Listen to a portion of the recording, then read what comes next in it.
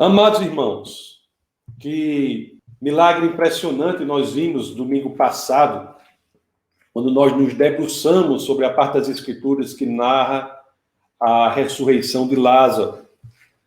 Mas a questão que se impõe agora, e que nós iremos nos debruçar sobre ela no nosso bate-papo de hoje, é o seguinte: o que ocorreu depois disso? O que ocorreu com os que testemunharam o milagre da ressurreição de Lázaro? O que ocorreu com aqueles que viram o incrível poder do Deus encarnado em operação? O que ocorreu na vida deles? Muitos ali testemunharam aquele corpo de Lázaro já em processo de decomposição, sendo trazido de volta à vida. Estava ali, há 4 dias, já putrefato, quando em um só comando, Jesus faz com que ele seja restabelecido e trazido de volta à vida. Jesus de Nazaré, meus amados, ele nos providencia milagres. Aqui no Defesa da Fé, por exemplo, os pastores oram pelas pessoas com as mais diversas enfermidades, de dores de cabeça até cânceres, passando por dores crônicas, por dores musculares, sem falar das dores da alma. E em muitos desses casos, Jesus providencia a cura imediata.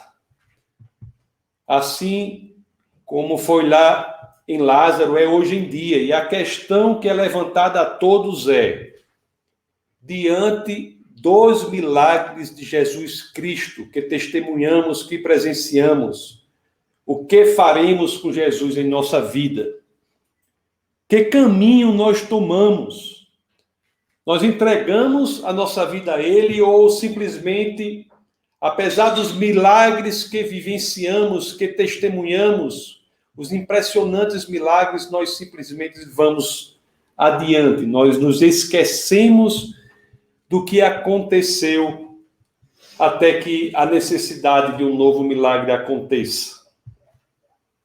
A verdade, meus amados irmãos, é que nestas situações, diante da experiência do milagre, seja em nós ou quando nós o testemunhamos, o nosso coração é exposto.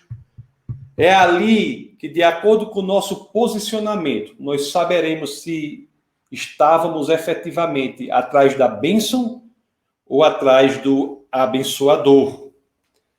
Não se enganem, meus amados.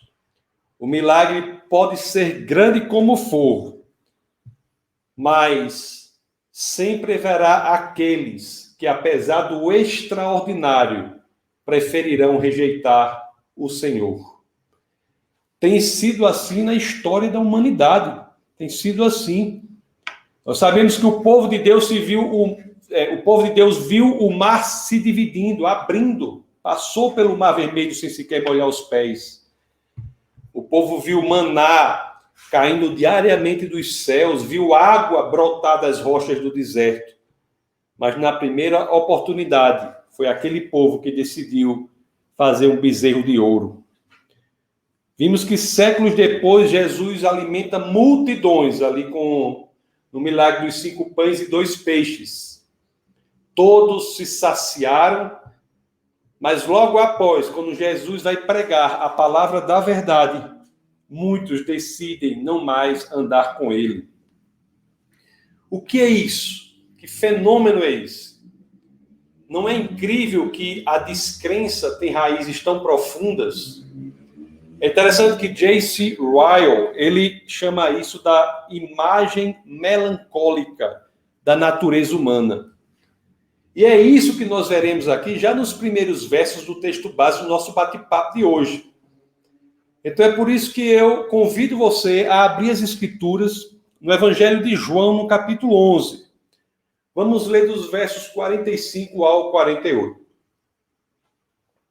João 11, 45 a 48. Vamos ver o que ocorre logo depois daquele povo ter testemunhado o milagre impressionante da ressurreição de Lázaro. Assim dizem as Escrituras: muitos dos judeus que tinham vindo visitar Maria, vendo o que Jesus fizera, creram nele. Mas alguns deles foram contar aos fariseus o que Jesus tinha feito. Então, os chefes dos sacerdotes e os fariseus convocaram a reunião do Sinédrio. O que estão fazendo? Perguntaram eles. Aí está esse homem realizando muitos sinais miraculosos. Se o deixarmos, todos crerão nele, e então os romanos virão e tirarão tanto o nosso lugar como a nossa nação. Uns creram e outros foram às autoridades denunciar. Oh, que coisa, meus amados, que povo enredeiro, não é? E o interessante é que foi assim ali, e foi assim sempre, e é assim até hoje. Nós aqui nessa mesma série sobre o Evangelho de São João, nós vimos que quando Jesus curou o cego de nascença, o que o povo fez? O povo levou o cego aos fariseus. E até hoje isso ocorre. Tem muita gente que é dominada pelo líder religioso. Tem pastor que quer dominar a espiritualidade do povo. E aqui no texto nós vemos um exemplo disso. É um povo que precisava do aval do líder, do aval do pastor, do líder da época, do sacerdote, para saber se podia crer ou não no fazedor de milagres. Isso nos traz um princípio muito importante na nossa experiência cristã. Certa vez alguém escreveu assim, eu copiei para vocês, diz assim: é um grande erro viver a sua vida espiritual através das lentes da aprovação de outra pessoa. Olha o que nos diz Provérbios, capítulo 29, verso 25. Quem teme o homem cai em armadilhas, mas quem confia no Senhor está seguro. Meus amados, você deve obedecer ao seu líder, mas o seu líder não pode ser um obstáculo entre você e Deus. Entre você e o que Deus diz ao seu coração. Voltemos aqui ao texto base, não é? Porque lá na reunião que houve dos saduceus com os fariseus, e eu devo até dizer, isso por si só é algo impressionante, porque eles se odiavam, os fariseus odiavam os saduceus e vice-versa. Mas contra Cristo eles se reuniram. Por quê? Porque o ódio deles contra Cristo era maior do que o ódio de um pelo outro. Mas foi ali onde eles encontraram algo em comum, no ódio contra Cristo, que algo impressionante aconteceu. Uma situação impressionante aconteceu. Foi que Caifás, que era o sumo sacerdote, um saduceu, ele falou profeticamente. Vocês já ouviram falar da profecia de Caifás? É isso mesmo, né? Vamos ler aqui a profecia de Caifás e depois vamos ler a explicação que João o Evangelista dá a isso. Então, em João 11, vamos ler agora dos versos 49 a 52. João capítulo 11, versos 49 a 52, as escrituras dizem assim: então um deles, chamado Caifás, que naquele ano era o sumo sacerdote, tomou a palavra e disse: nada sabeis. Não percebeis que vos é melhor que morra um homem pelo povo e que não pereça toda a nação? Talvez ele nem soubesse, né? Mas que profecia profunda. Não percebeis que vos é melhor que morra um homem pelo povo e que não pereça toda a nação? E o 51 diz assim: ele não disse isso de si mesmo, mas, sendo sumo sacerdote naquele ano, profetizou que Jesus morreria pela nação judaica. E não somente por aquela nação, mas também pelos filhos de Deus que estão espalhados para reuni-los num povo. Caifás, talvez sem nem saber, né? Fala ali profeticamente, fala da expiação perfeita feita por Jesus Cristo. É melhor que ele morra pelo povo do que pereça toda a nação. Amados irmãos, isso também nos dá um questionamento importante. Se até Caifás, um saduceu, falou profeticamente de Jesus, por que tantos de nós estamos calados? As igrejas hoje estão caladas, estão silenciosas. Tem pastor, inclusive, se reunindo para propor que as igrejas fechem. É o fim do mundo. Antes fossem como Caifás, um saduceu, que não acreditava nas Escrituras, a não ser ali nos livros de Moisés, né, na Torá, que não acreditava em anjos, que não acreditava na ressurreição, mas que quando tudo apontava para o contrário, ele profetizou a mensagem da cruz. Antes fossem como Caifás.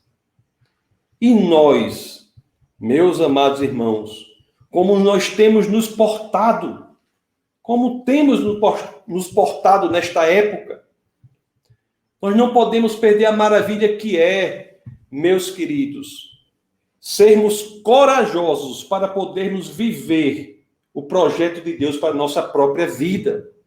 Fora disso, meus amados, tudo é pura ilusão. Aquele jornalista Lee Strobel, né, que é importante até na área de apologética também, ele tem um livro chamado Uma Aventura Inesperada. E ele escreve assim, deixa eu ler para vocês. Olha o que é a maravilha de se colocar no plano de Deus. Olha o que ele escreve aqui, diz assim: qualquer pessoa que já tenha lido a Bíblia sabe que Deus deseja estar envolvido na divulgação de boas novas para todo mundo. Não há nada mais gratificante do que ver pessoas comuns transformadas em seguidores extraordinários de Deus.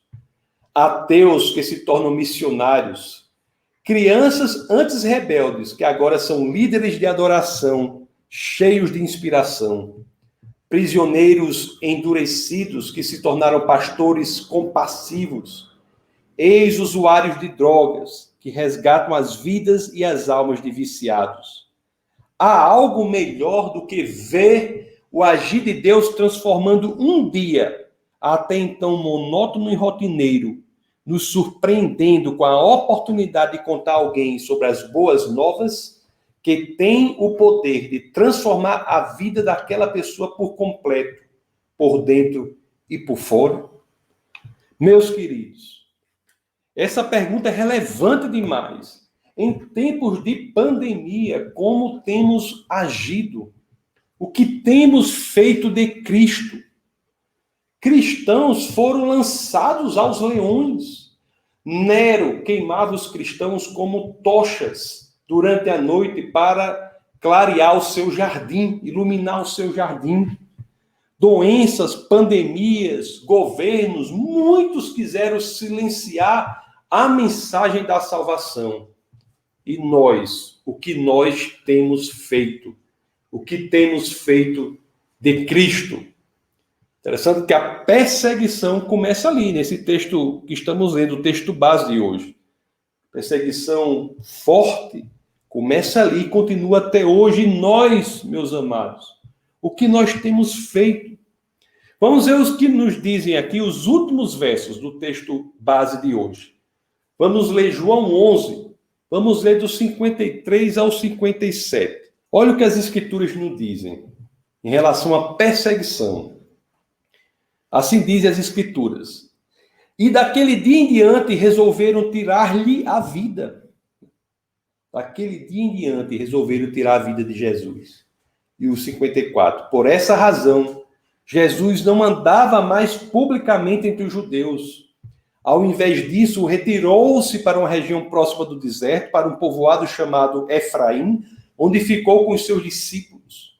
E o 55 diz: ao se aproximar a Páscoa judaica, muitos foram daquela região para Jerusalém a fim de participarem das purificações cerimoniais antes da Páscoa. Continuavam procurando Jesus e, no templo, perguntavam uns aos outros: o que vocês acham? Será que ele virá à festa? E o 57 diz: mas os chefes dos sacerdotes e os fariseus tinham ordenado que, se alguém soubesse onde Jesus estava, o denunciasse, para que o pudessem prender. Por muito menos, tantos se acovardam hoje em dia. Em tempos difíceis, é isso o que a história nos diz, é que a igreja genuína deve crescer. Sempre foi assim. Sempre foi assim. Em tempos difíceis, a igreja do Senhor cresce. Mas de que tipo de igreja, meu querido, você está fazendo parte? Tem um título, né, de um poema que é muito interessante, chama-se Uma Vida Solitária. Uma Vida Solitária. Esse poema é atribuído a James Francis. E ele dá aqui nesse poema uma belíssima descrição de Jesus. Veja quem defendemos no mundo e nos tempos difíceis. Assim diz o poema.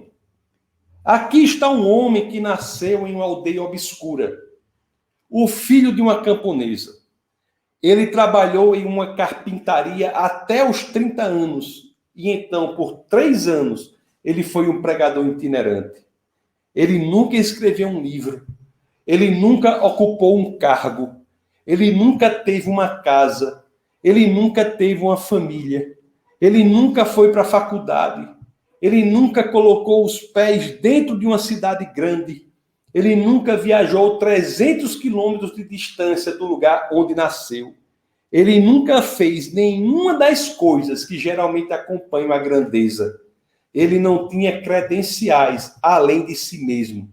Ele não tinha nada a ver com este mundo, exceto o poder puro de sua humanidade divina.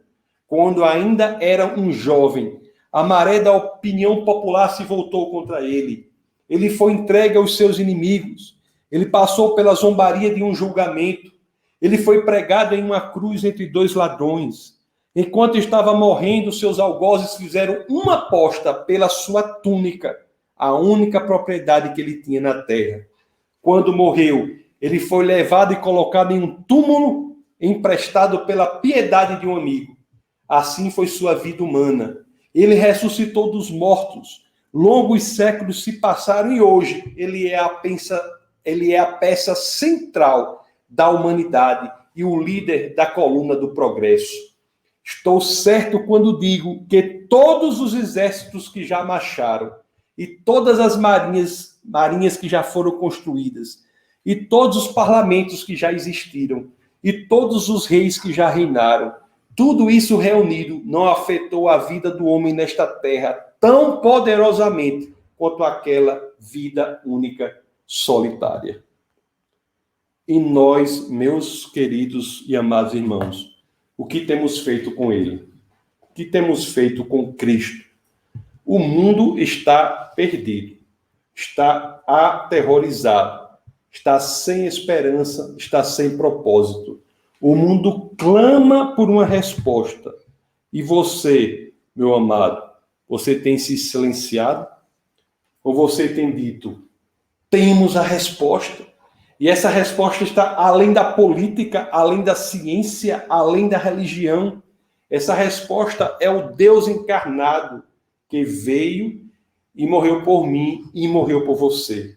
Esta resposta é Jesus Cristo, o Deus vivo, o Deus que veio para nos libertar. O que você, meu querido, tem feito de Cristo? O que você tem feito de Jesus Cristo?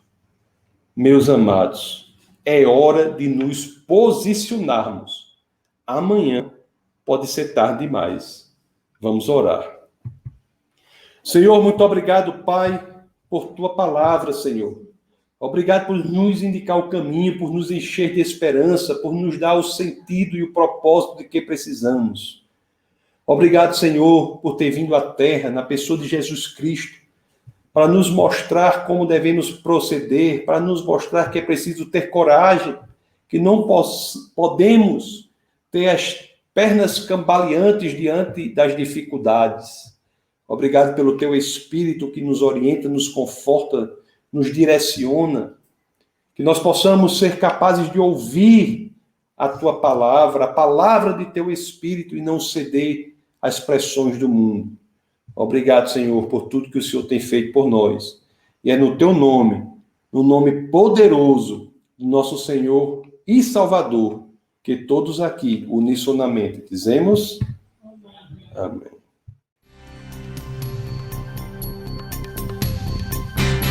Essa foi uma produção do Ministério Internacional Defesa da Fé, um ministério comprometido em amar as pessoas, abraçar a verdade e glorificar a Deus.